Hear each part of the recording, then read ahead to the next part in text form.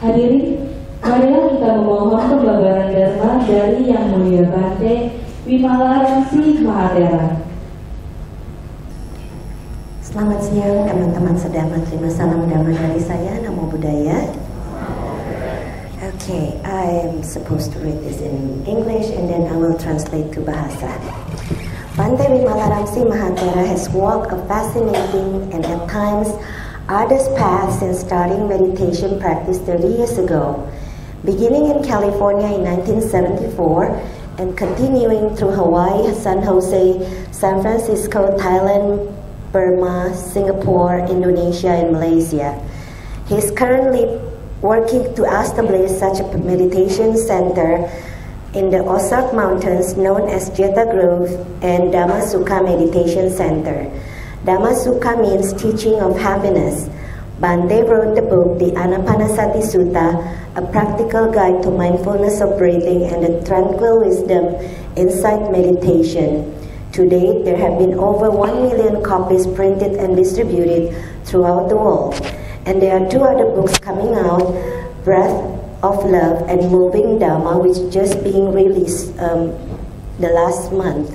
And currently, this is his 27th wasa and he is 66 years of age. And I will translate this now. Okay. Bante Wimalaramsi telah mempelajari meditasi sekitar 30 tahun yang lalu, yang dimulai dari California tahun 74 dan terus beliau ada di Hawaii, San Jose, San Francisco, Thailand, Burma, Singapura, Indonesia, dan Malaysia. Beliau sekarang sudah membangun retreat center dan meditasi di Ozark Mountain yang dikenal sebagai Jeta Grove dan Dhamma Sukha Meditation Center. Dhamma Sukha berarti ajaran tentang kebahagiaan. Bante telah menulis buku di Anapanasati Sutta dan yang juga berdasarkan guide tentang kesadaran atau kewaspadaan dari pernafasan dengan tranquil wisdom inside meditation yang telah diterjemahkan dan disebarkan di seluruh dunia seputar 1 juta kopi. Beliau juga sangat beruntung mempelajari hal ini selama masa latihan beliau dan telah berlatih dan mendapatkan gelar sebagai Biwamsa yang berarti telah mengingat 12 sampai 15 sutta dan telah dites dan lulus lebih dari 90% secara tepat. Dan ini sudah tidak lagi dilakukan dalam dunia masa sekarang kecuali di Myanmar. Orang-orang lain yang juga memiliki titel yang sama adalah Yang Mulia Kesri Dhammananda, Bante Punaji, Achan Yantra, Achan Buddhadasa, Achan Chali, Achan Santitito, dan juga beberapa orang lainnya di Thailand. Beliau pernah bertemu dengan Yang Mulia Dalai Lama selama 4 hari untuk mendapatkan diskusi Dhamma. Beliau juga menulis buku Breath of Love dan Moving Dhamma yang baru saja diterbitkan. Dan Bante Wimalaramsi Mahatera telah menjalani 27 wasa dan beliau berusia 66 tahun. Hari ini bertema How to be happy in daily life. Bagaimana agar bahagia dalam kehidupan sehari-hari. Bante Wimalaramsi Mahatera. Okay.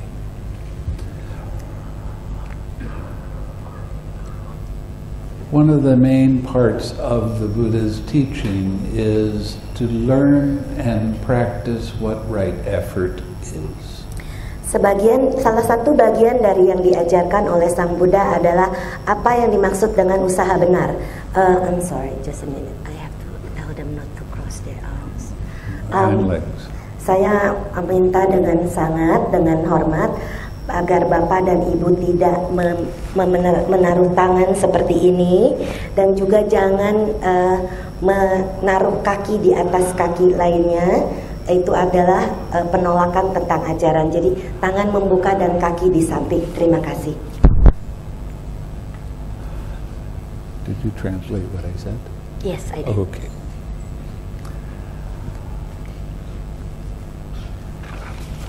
When you learn what right effort is, it turns into a practice that you can use every day. Kalau kita berlatih usaha benar, itu adalah latihan yang bisa kita gunakan dalam kehidupan sehari-hari. There's 4 parts to right effort. Ada 4 bagian dari usaha benar. First, you recognize that you have an unwholesome state in your mind. Yang pertama adalah Anda kenali saat ada satu keadaan aku salah atau tidak baik muncul dalam pikiran Anda. What is unwholesome? Apakah artinya aku salah atau yang tidak baik? Any kind of emotional state? Segala jenis keadaan yang emosi, dalam bentuk emosi. Any kind of thought or feeling that you are taking personally. Segala bentuk-bentuk pikiran dan perasaan yang Anda bawa sebagai milik Anda secara pribadi. The next part of right effort is to let go of that distraction.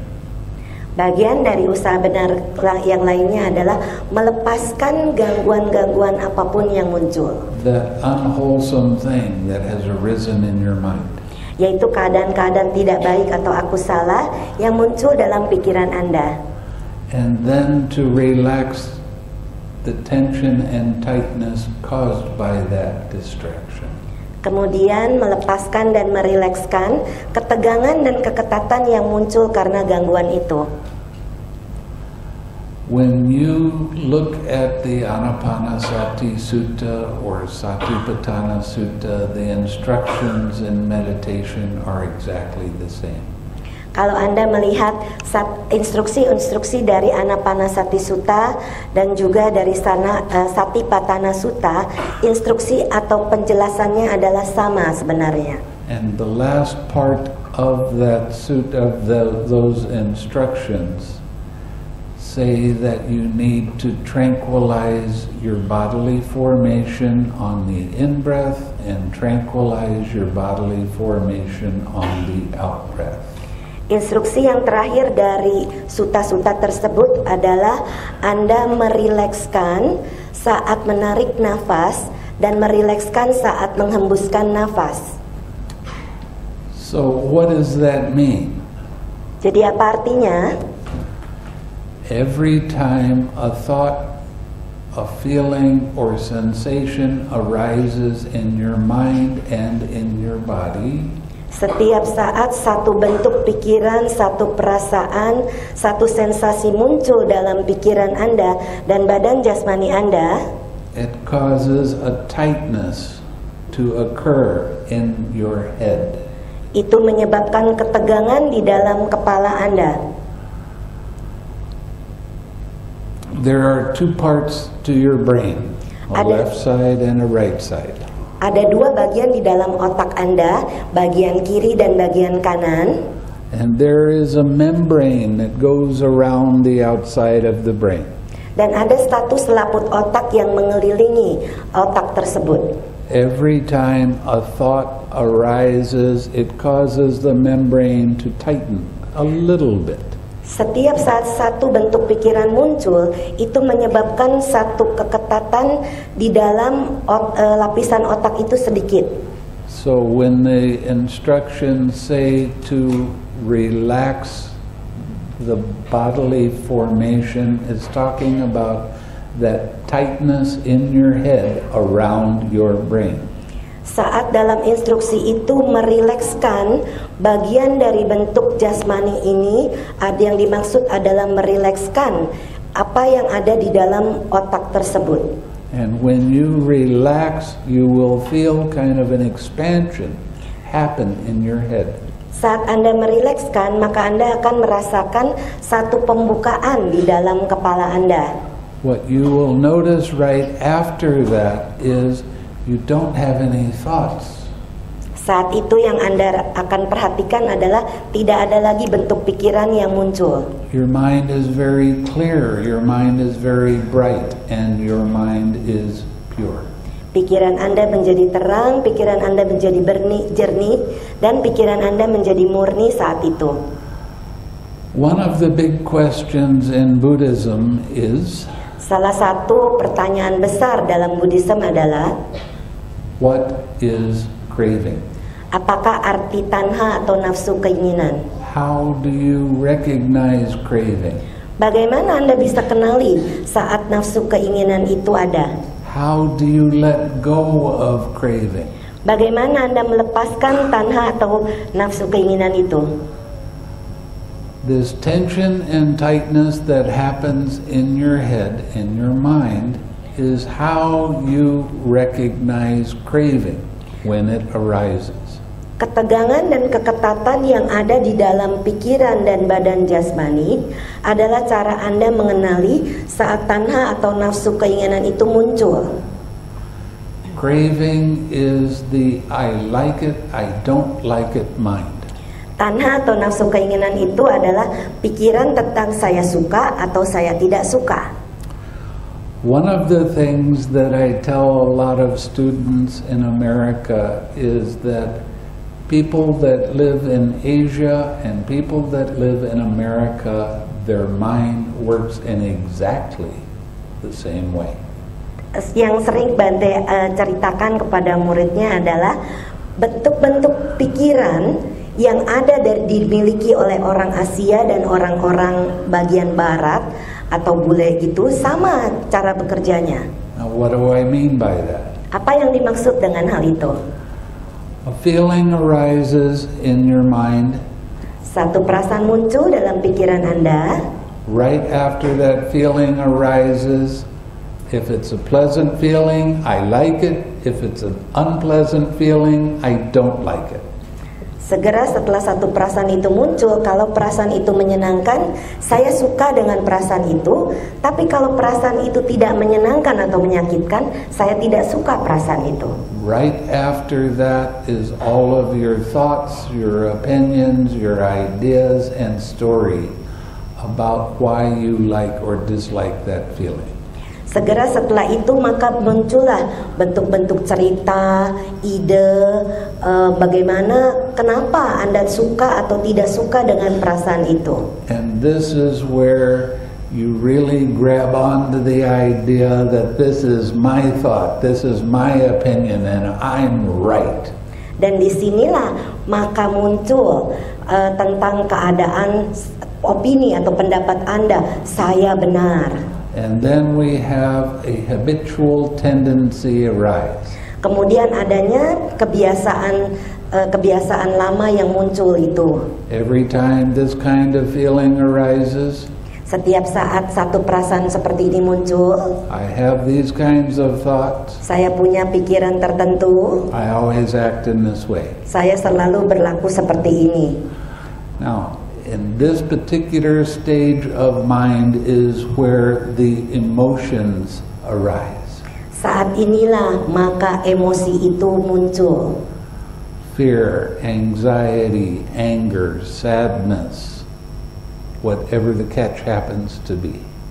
Yaitu rasa takut, rasa khawatir, rasa sedih, rasa marah, apapun perasaan yang muncul saat itu. And our habit is, Kebiasaannya adalah when those kind of feelings arise, we try to think the feeling away. saat perasaan tersebut muncul, biasanya kita berusaha memikirkan perasaan itu. The more you try to think a feeling away, the bigger and more intense that feeling becomes. Semakin Anda mencoba memikirkan perasaan tersebut, maka perasaan itu akan semakin membesar. Because thoughts are one thing and feelings are something else. Karena bentuk pikiran adalah satu hal dan perasaan adalah hal lainnya. You can't control feelings with thoughts. It just doesn't work. Anda tidak bisa mengontrol perasaan dengan pikiran, tidak bisa seperti itu. Many people that have depression Banyak sekali orang mengalami depresi. Try to think that feeling away, and it gets very big and very intense. Berusaha memikirkan perasaan depresi itu, maka perasaan itu akan menjadi semakin besar dan semakin kuat. And then they run to the doctor to get some kind of medicine so they don't feel depressed. Kemudian mereka pergi ke dokter untuk minta obat sehingga tidak depresi lagi. But when you start to understand how your mind actually does work, you are able to let go of that by yourself. Tapi kalau Anda mengerti bagaimana cara pikiran Anda bekerja, maka Anda akan lebih mudah melepaskannya. How do you do that? Bagaimana Anda lakukan itu? First, you notice that you're thinking. Pertama, Anda ketahui Anda sedang berpikir. You let go of those thoughts. Anda lepaskan bentuk-bentuk pikiran itu. By letting go of those thoughts, I mean you don't keep your attention on the thoughts. Dengan melepaskan pikiran-pikiran itu artinya Anda tidak memberikan perhatian kepada bentuk pikiran yang muncul. Now you relax that tension and tightness caused by those thoughts in your mind. Kemudian Anda rilekskan ketegangan dan keketatan yang muncul di dalam pikiran Anda. Next, you won't notice there is a painful feeling that's you have a mental fist wrapped around it. Kemudian Anda perhatikan ada satu bentuk pikiran atau yang ada di dalam batin itu yang menutupi perasaan tersebut. Now, the truth is, sebenarnya yang terjadi adalah when a painful feeling arises, it is there. saat satu perasaan yang menyakitkan muncul, itu ada di sana. That's the truth. Itulah kebenarannya.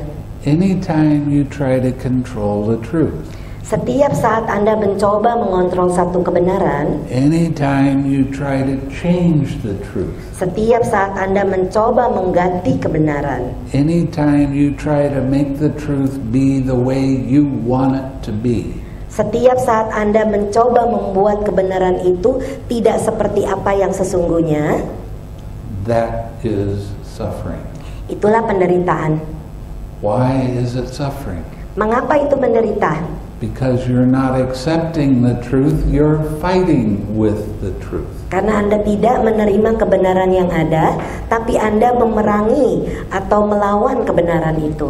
And you cause yourself pain. Dan Anda menyebabkan diri Anda sendiri rasa sakit tersebut. You can't blame anyone else or anything else out in the world for your pain. Anda tidak bisa menyalahkan orang lain di dunia ini karena rasa sakit Anda, because you are causing that pain in yourself. Karena Anda menyebabkan rasa sakit itu di dalam diri Anda. One of the reasons I became a Buddhist monk, Salah satu alasan mengapa beliau menjadi seorang biku Buddhis, because I learned that you are responsible for yourself. karena Anda bertanggung jawab pada diri sendiri. You can't blame other people for your suffering, Anda tidak bisa menyalahkan orang lain untuk penderitaan Anda. but you can learn how to let that suffering go. Tapi Anda bisa belajar bagaimana melepaskan penderitaan itu. Anytime there's a painful feeling and you have a mental hold on it, Setiap ada satu perasaan menyakitkan muncul dan Anda melekati di sana, you're causing yourself pain. Anda menyebabkan diri Anda sendiri menderita. Oh, the wonderful thing about the Buddha, Salah satu hal yang sangat luar biasa dari Sang Buddha adalah he taught us how to let that pain be there without trying to control it. beliau mengajarkan membiarkan rasa sakit itu ada di sana tanpa berusaha mengontrolnya. And relax that tension and tightness in your head. Dan rilekskan ketegangan dan keketatan yang ada dalam kepala Anda. When you do that, what are you actually doing? Kalau Anda melakukan itu, apa yang sesungguhnya Anda lakukan? You're letting go of craving. Anda melepaskan tanha atau keinginan tersebut. What is the second noble truth? Apa yang dimaksud dengan kesunyataan yang kedua? There is a cause of suffering. Adanya penyebab penderitaan. And the cause of suffering is craving. Dan penyebab penderitaan adalah tanha atau nafsu keinginan itu. Now, a little while ago I told you what craving was. Baru saja Bante memberitahu apa arti tanha atau keinginan itu. And craving is the I like it, I don't like it mind. Yaitu tanha adalah nafsu keinginan di mana saya suka atau saya tidak suka. When it's a pleasant feeling, I like it, I want it to stay. Saat itu perasaan yang menyenangkan, saya suka dan saya mau dia ada di sana.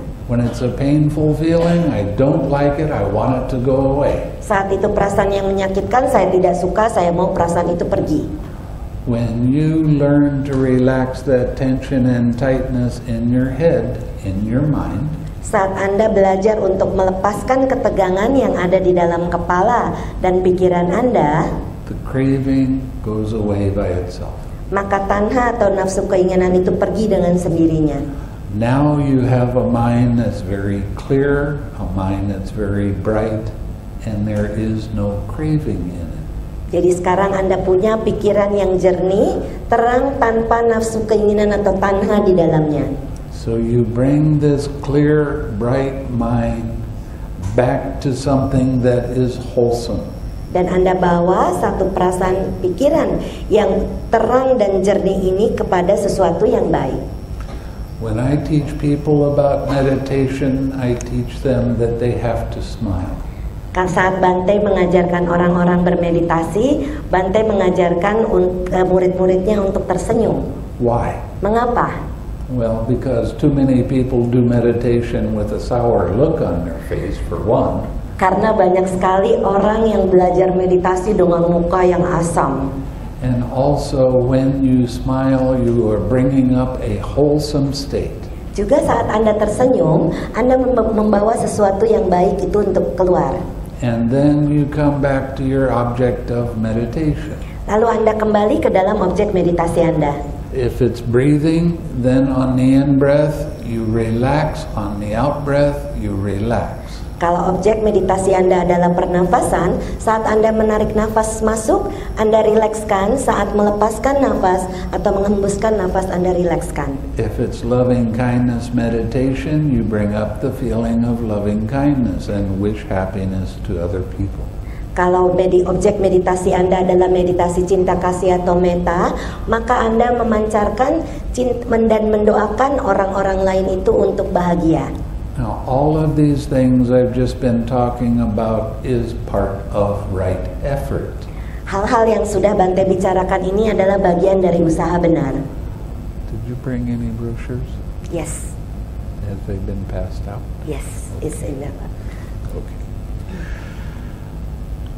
In the brochure that we put out for you Di dalam is a thing called the 6 R's. Di brosur yang tadi sudah ada di depan yang dibagikan, itu ada bagian yang dinamakan dengan 6R.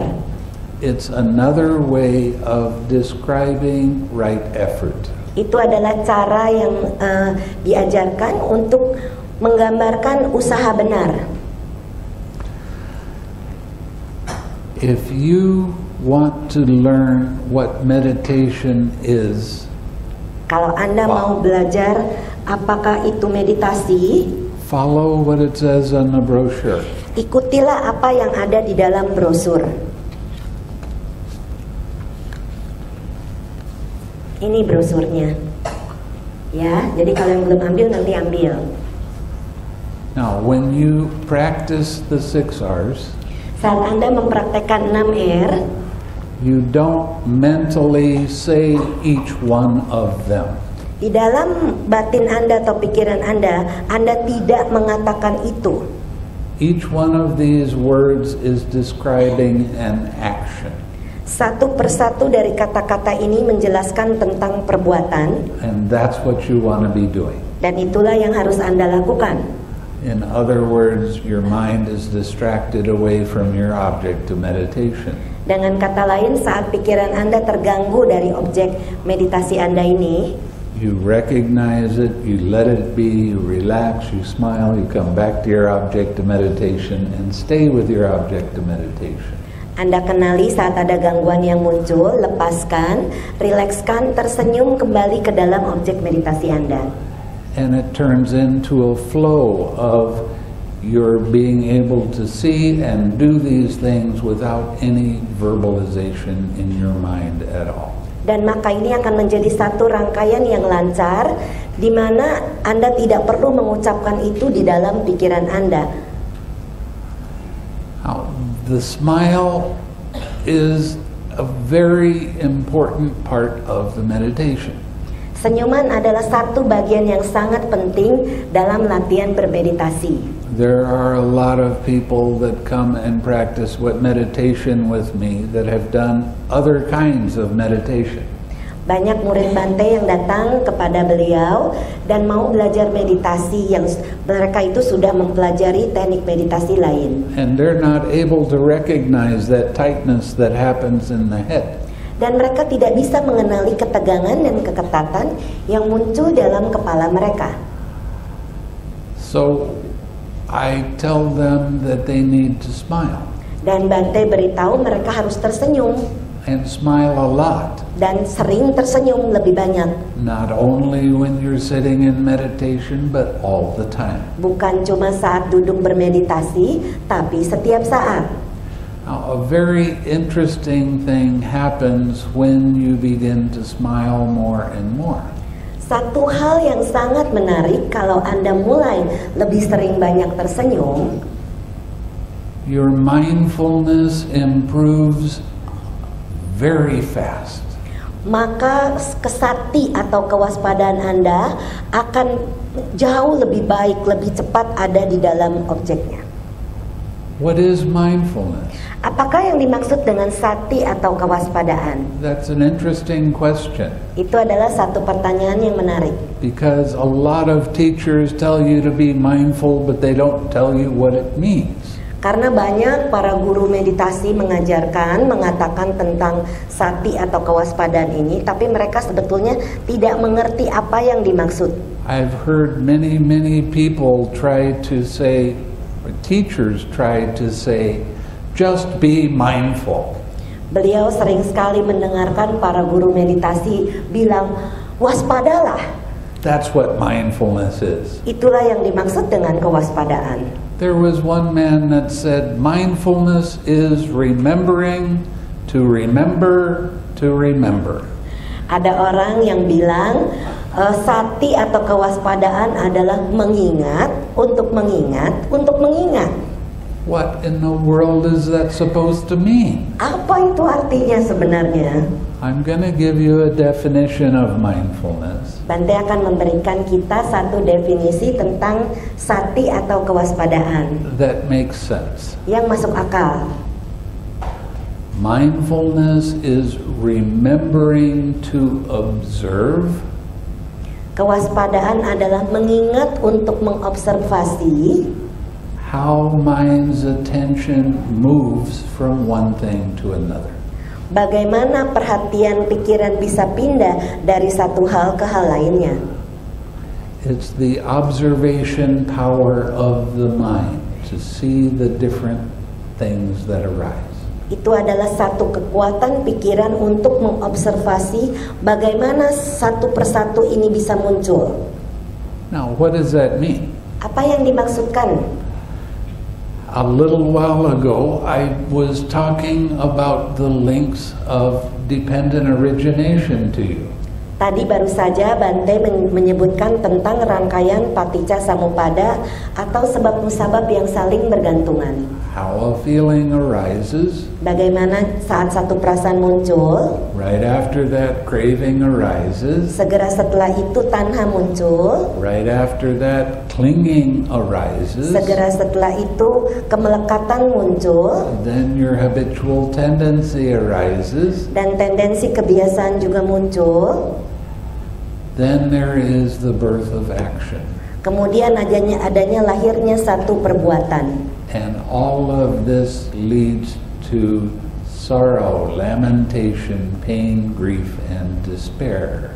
Dan semuanya ini mengarah menuju kepada rasa duka, sedih, putus asa, sakit, ada muncul.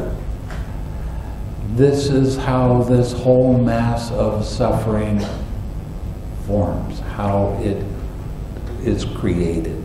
Beginilah terjadinya keseluruhan rangkaian penderitaan ini terjadi.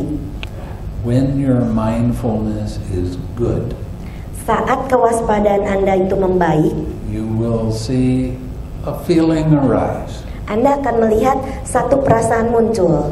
It's painful, it's pleasant, it doesn't matter. Itu adalah perasaan yang menyakitkan, menyenangkan, atau tidak menyakitkan, tidak menyenangkan. When your mindfulness is very sharp, you start to see that tightness occur in the head, in the mind. Saat kewaspadaan Anda itu begitu kuat, maka Anda akan melihat ketegangan dan keketatan yang ada di dalam pikiran dan kepala Anda. And then you relax. Kemudian Anda rilekskan. When you relax, you let go of craving. Saat Anda merilekskan, Anda melepaskan tanha atau nafsu keinginan. When there is no craving, there is no clinging.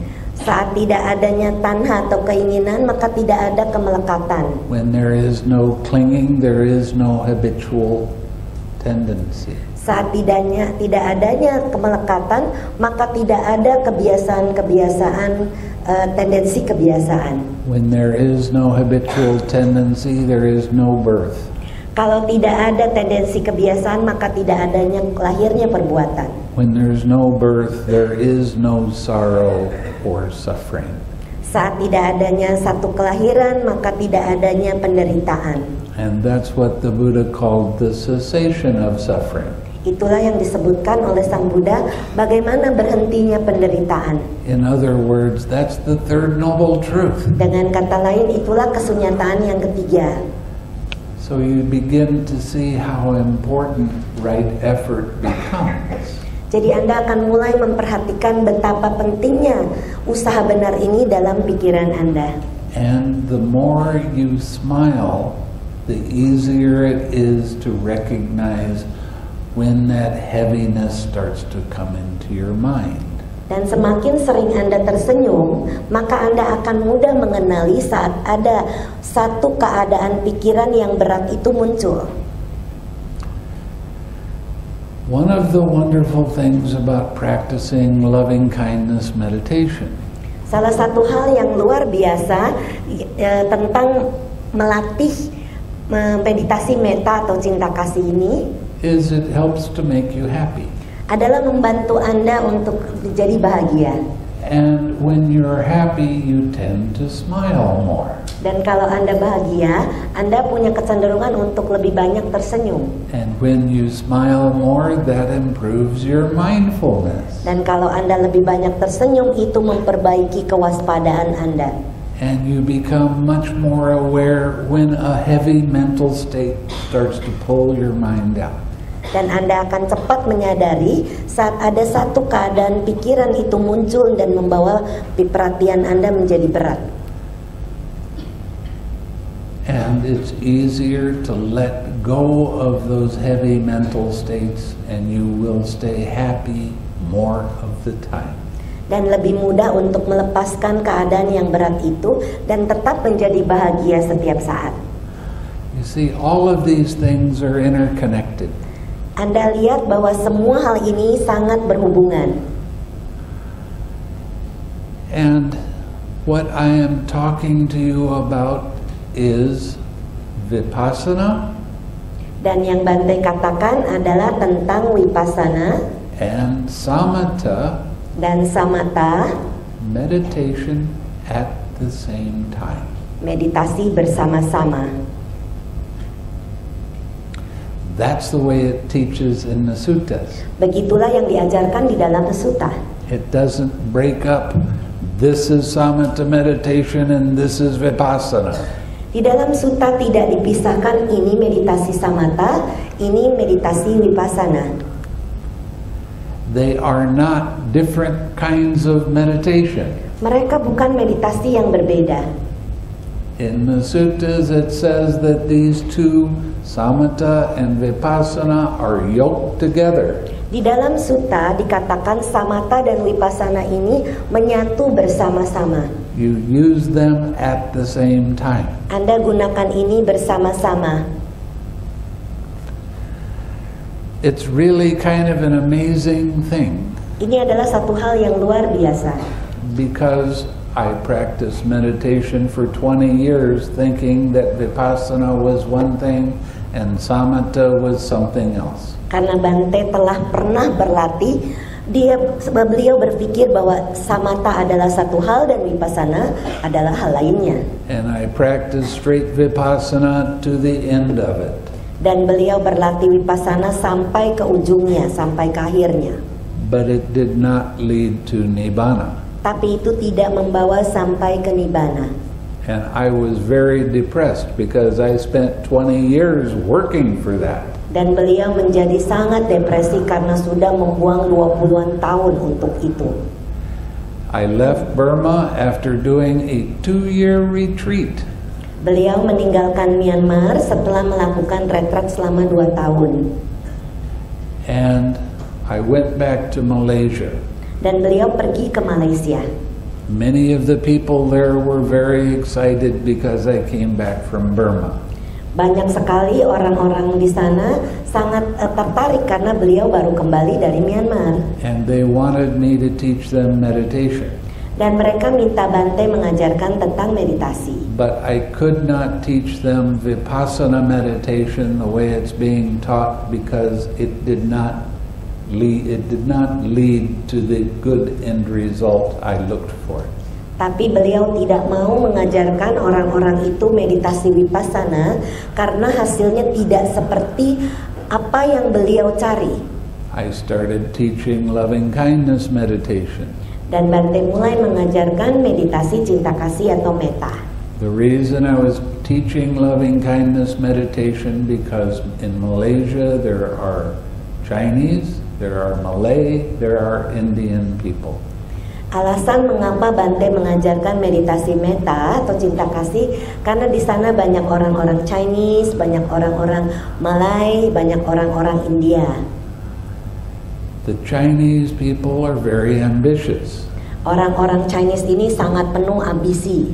The Malay people run the government. Orang-orang Malay ini menjalankan pemerintahan. So they push down the Chinese people. Jadi mereka menekan orang-orang Chinese di sana. And they're angry Dan mereka marah because they're not treated fairly. karena mereka tidak diperlakukan dengan adil. So I started teaching them loving kindness meditation so they would lose some of that anger. Jadi Bante mulai mengajarkan meditasi cinta kasih ini sehingga orang-orang itu melepaskan perasaan marah mereka. And they really started to do very well with that meditation. Dan mereka mulai menjadi baik dengan hasil meditasinya. I also started studying what the suttas were talking about. Dan beliau mulai memperhatikan, mempelajari apa yang disebutkan, yang dimaksudkan di dalam sutta. And I found out that loving kindness meditation, the way it was being taught, is not the same kind of loving kindness that the Buddha taught. Dan ternyata meditasi cinta kasih yang diajarkan itu ternyata tidak sama dengan apa yang sebenarnya diajarkan oleh Sang Buddha. So I started reading suttas to people instead of just giving a Dhamma talk. Jadi beliau mulai membacakan sutta di antara Dhamma talk beliau. And everyone started understanding very well what the meditation was about. Dan banyak muridnya mulai mengerti dengan sangat baik apa yang dimaksud dengan meditasi itu. As a result, many people gained great benefit from practicing. Sebagai hasilnya banyak orang mendapatkan manfaat yang luar biasa dengan mempraktekkan itu. And the most important part of the practice Dan yang paling penting dari latihan ini is learning to recognize that tension and tightness in your head, in your mind. Adalah mempelajari bagaimana mengenali ketegangan dan keketatan yang ada di dalam pikiran dan kepala Anda. And let it be, let it go. Biarkan dan lepaskan. Relax. Rilekskan. What's the easiest way to relax? Bagaimana cara yang termudah untuk merilekskan? Be happy. Dengan bahagia. How can you be happy all the time? Bagaimana supaya Anda bahagia setiap saat? When you smile. Saat Anda tersenyum. And when you smile, it makes your mindfulness better. Dan saat Anda tersenyum, maka membuat kewaspadaan atau sati Anda menjadi membaik. And when your mindfulness gets better, you get better at understanding the meditation. Dan saat kewaspadaan atau sati Anda membaik, maka Anda menjadi membaik pula dalam hasil meditasinya. See, the Buddha said, let go of unwholesome things and develop wholesome things. Jadi Sang Buddha sebenarnya mengajarkan lepaskan keadaan-keadaan yang tidak baik atau aku salah dan mulai kembangkan sesuatu yang baik atau kusala itu. So, let go of craving and develop happiness. Jadi lepaskan tanha atau keinginan dan mengembangkan kebahagiaan. The more you can smile during the day, the better your mindfulness becomes. Semakin sering Anda tersenyum dalam kehidupan Anda sehari-hari, maka kewaspadaan atau sati Anda menjadi membaik. And then you begin to sit in meditation. Your meditation is very good. Dan Anda mulai duduk bermeditasi dan meditasi Anda akan menjadi baik. One of the things that the Buddha taught about meditation Salah satu hal yang diajarkan oleh Sang Buddha tentang meditasi, is there's 3 parts to the meditation. ada 3 bagian dari meditasi itu. The first part is practicing your generosity. Bagian yang pertama adalah mempraktekkan kedermawanan Anda.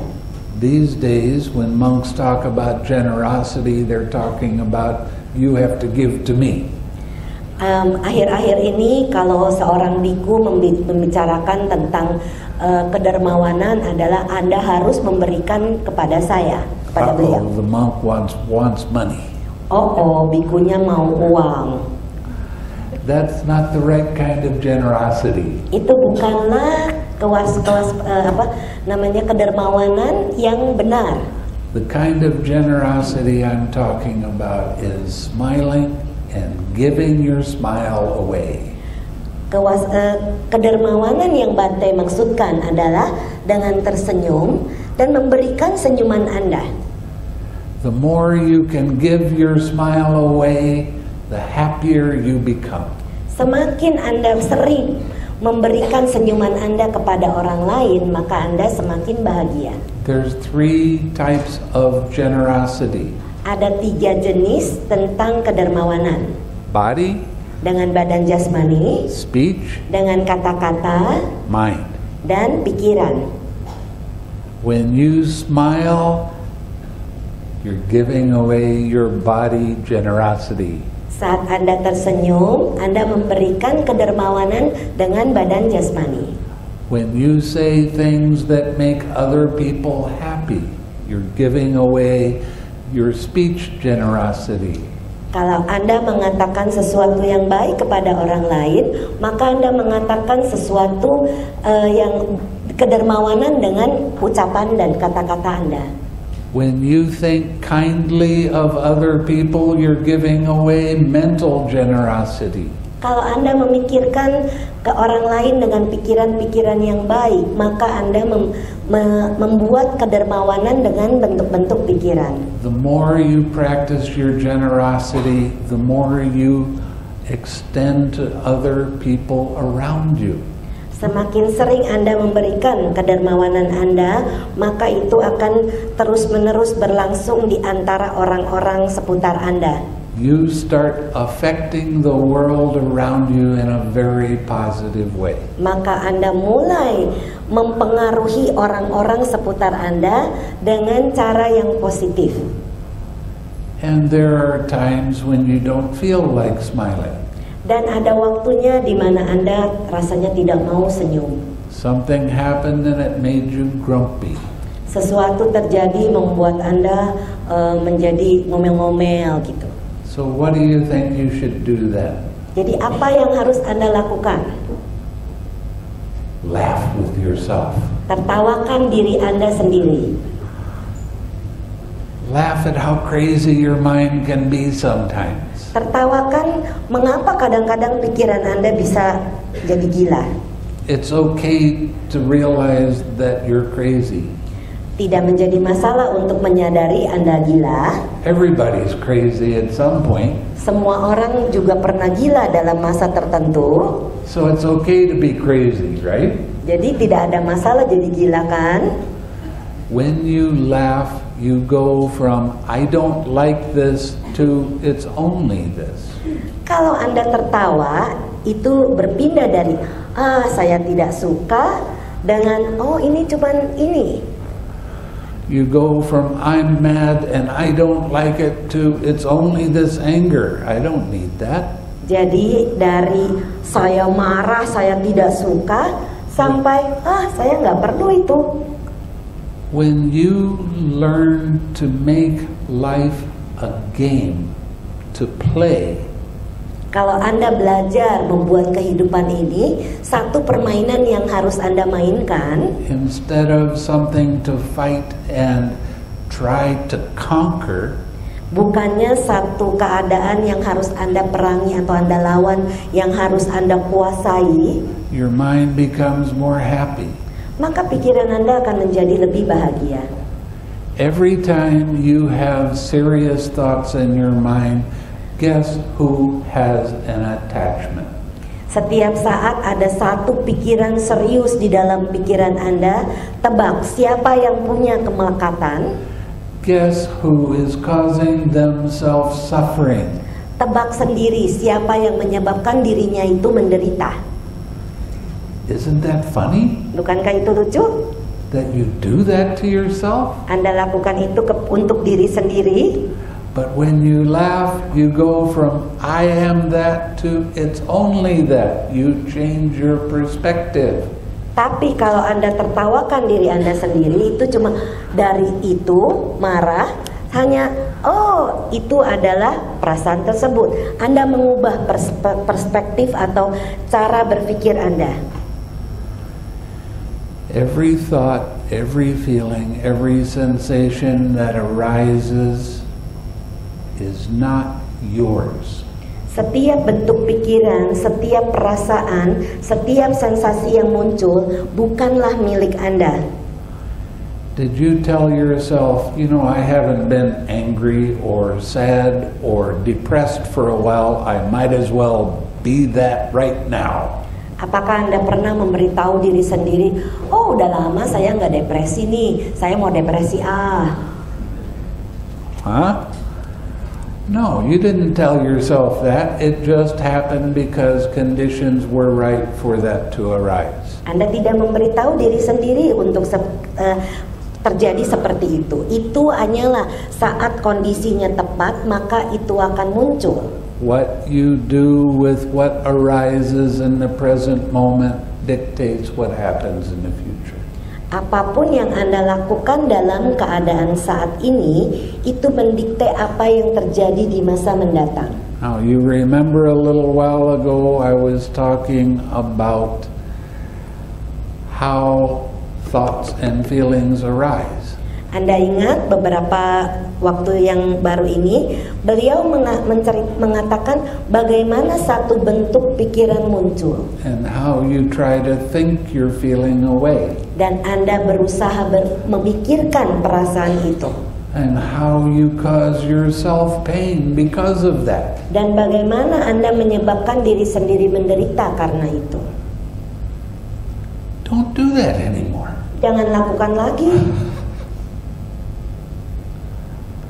I give you all the highest permission to be happy and stay happy. Bante memberikan izin yang tertinggi kepada kalian semua untuk menjadi bahagia dan terus menjadi bahagia.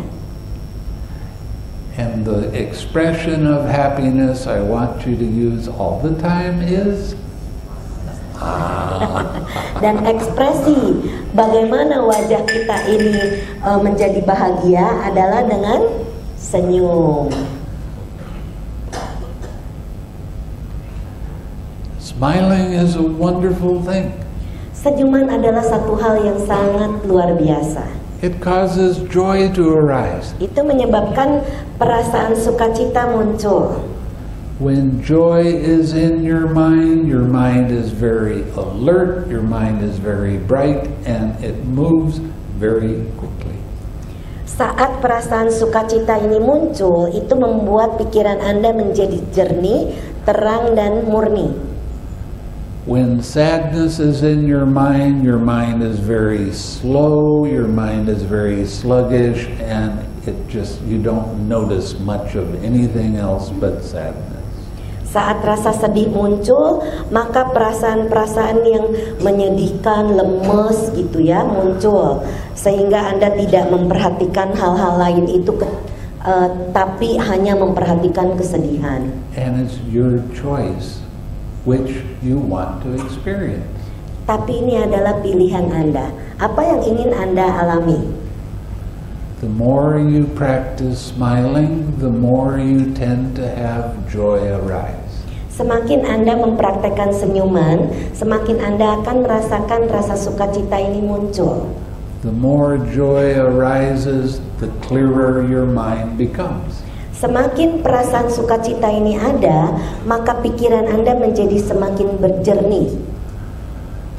Now, we have these things that arise that pull us away from being happy. Ada beberapa hal yang menarik kita supaya kita tidak bahagia. They're called hindrances. Itu dinamakan dengan niwarana atau gangguan. Hindrances arise all the time. Niwarana atau gangguan ini muncul setiap saat. It doesn't matter whether you're sitting in meditation or you're at work. Tidak jadi masalah apakah Anda sedang duduk meditasi atau sedang di kantor lagi kerja. Somebody can say something and it makes anger arise. Seseorang mungkin mengatakan sesuatu, maka membuat Anda marah. That's a hindrance. Itu adalah satu gangguan. Why is it a hindrance? Mengapa ini adalah gangguan? Because it pulls your mind away from uplifting, happy feelings. Karena itu menarik perhatian Anda keluar dari perasaan yang sedang bahagia dan ringan ini. When a hindrance arises, that's when you use the 6 R's. Saat ada gangguan atau niwarana ini muncul, inilah saatnya Anda menggunakan langkah 6R ini. This meditation is something you can carry with you all of the time. Meditasi ini adalah meditasi yang Anda bisa bawa setiap saat.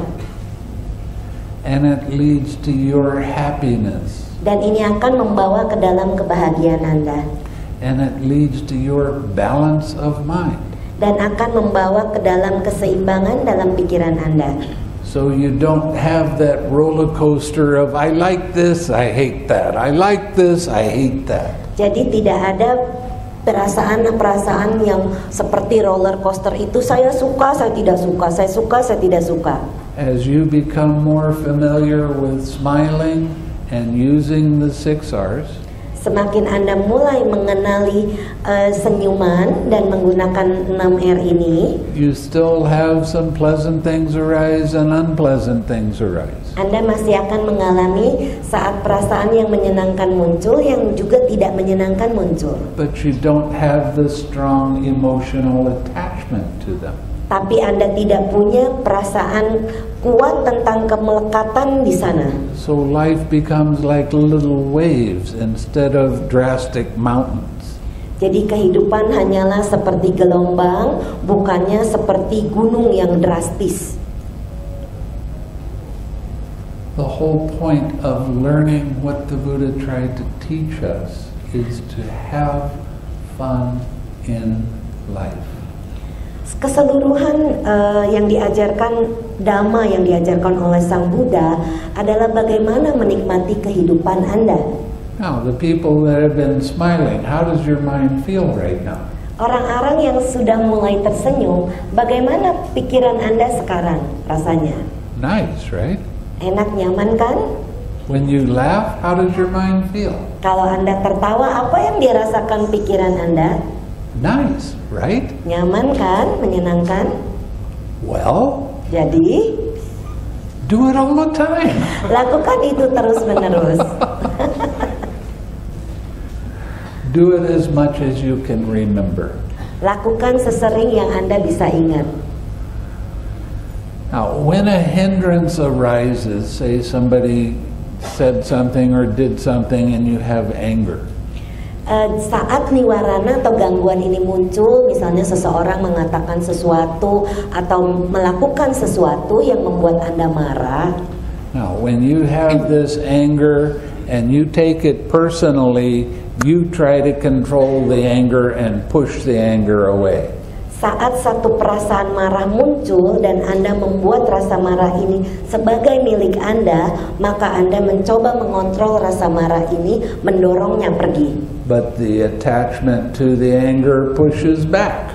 Tapi kemelekatan tentang kemarahan ini mendorong kembali. And now you're in a war against yourself. Dan Anda sedang berperang dengan diri sendiri jadinya.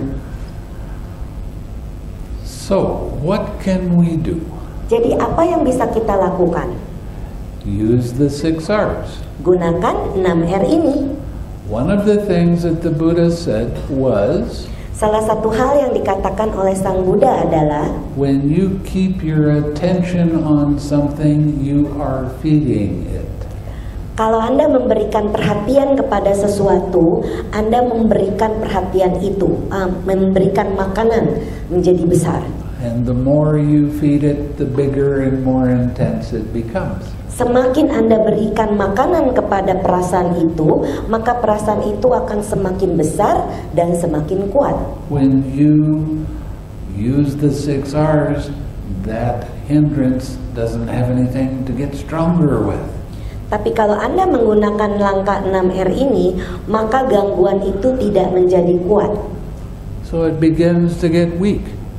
Jadi, maka gangguan itu akan melemah.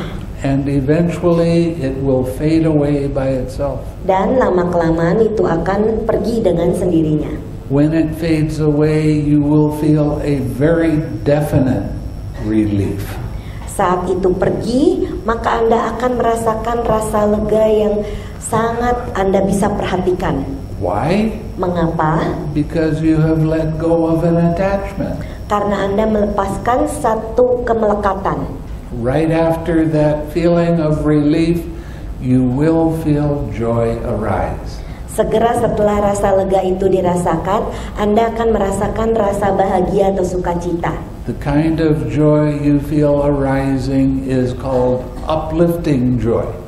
Rasa sukacita yang Anda akan alami adalah seperti merasakan sukacita yang begitu ringan dan menyenangkan. This uplifting joy makes your mind feel very light and happy. Perasaan sukacita yang ringan ini membuat Anda akan menjadi bahagia. And it makes your body feel very light and happy. Dan membuat badan jasmani Anda menjadi ringan dan bahagia juga. It's almost like you're floating. Sepertinya Anda melayang, mengambang. Now that joy will last for a period of time. Rasa sukacita bahagia ini akan berlangsung selama beberapa saat. When it fades away, you will feel very, very peaceful and calm. Saat perasaan itu mereda, maka Anda akan merasakan satu perasaan yang tenang dan damai. You feel very comfortable in your mind and in your body. Anda akan merasakan satu perasaan nyaman di dalam pikiran dan badan jasmani Anda. That's what the Buddha called happiness. Dan itulah yang dinamakan kebahagiaan oleh Sang Buddha. Your mind stays with your object of meditation easily. Pikiran Anda tetap bersama objek meditasi Anda dengan sangat mudah, No effort. tanpa usaha. What I just described to you was the experience of the first jhana. Yang baru saja yang dijelaskan oleh Bante kepada Anda itu adalah mengalami jhana pertama. This is the first stage of samatha vipassana. Ini adalah langkah pertama dari samatha dan vipassana. Too many times people misunderstand the word jhana. Sering sekali orang salah mengerti tentang kata-kata jhana. They think jhana means extreme one-pointedness or absorption of mind. Mereka berpikir jhana adalah satu konsentrasi, satu titik yang begitu ekstrim. But actually, the kind of jhana the Buddha taught was not like that. Tapi sesungguhnya jhana yang diajarkan oleh Sang Buddha tidak seperti itu. What the Buddha taught was a level of your understanding. Yang Sang Buddha ajarkan adalah tingkat pengertian Anda. When you work with a hindrance so much and finally let it go, you are teaching yourself. Kalau Anda melepaskan gangguan-gangguan ini begitu sering, Anda mengajari diri Anda sendiri. How mind actually works. Bagaimana pikiran Anda ini bekerja? And there are a lot of different stages of understanding that you need to go through. Dan banyak sekali tingkatan-tingkatan pengertian yang akan Anda lewati. And that's why I come to Indonesia to show you that. Itulah sebabnya mengapa Bante datang ke Indonesia untuk menjelaskan kepada Anda. But if you really want to learn it, you have to come and do a retreat with me. Kalau Anda mau belajar, Anda harus datang ikut retret dengan beliau. Or you can do some retreats with our translator. Atau boleh ikut retret dengan penerjemahnya. Saya memberikan online retreat. She gives online retreats. Brenda memberikan online retreat. So you can do a retreat while you're still going to work every day. Jadi Anda bisa melakukan retret di rumah walaupun Anda bekerja. You just have to have a computer and discuss it with her. Anda hanya harus punya komputer dan bisa belajar bersama saya. If she runs across anything she doesn't quite understand, she will let us know and we will help as much as we can. Kalau ada yang saya tidak mengerti, saya akan memberitahu kepada murid-murid saya dan akan bertanya kepada Bante atau sister untuk mendapatkan jawabannya. It's really amazing to see how well people can progress when they do the practice in the right way. Adalah satu hal yang luar biasa saat orang-orang berlatih dengan cara yang tepat. When you're at work, if you're doing the online retreat, you gotta smile. Kalau Anda sedang bekerja dan melakukan online retreat, Anda harus senyum. You gotta have fun. Harus menyenangkan. And she'll tell you the rest of the way to do the retreat. Dan akan diberitahu bagaimana cara melakukan retretnya. Dan ada retret juga yang dilakukan oleh Bante, nanti akan saya beritahu. I told them that. Tell them I mostly teach loving kindness meditation, not mindfulness of breathing. Dan biasanya Bante mengajarkan meditasi metta atau cinta kasih, bukan anapanasati atau kewaspadaan pernafasan. Jadi kita menggunakan metta, ya. Because the progress is faster. Karena kemajuannya sangat cepat dengan menggunakan meditasi cinta kasih. And it's more fun. Dan lebih sangat menyenangkan dengan metta itu. Oke, ada yang mau bertanya?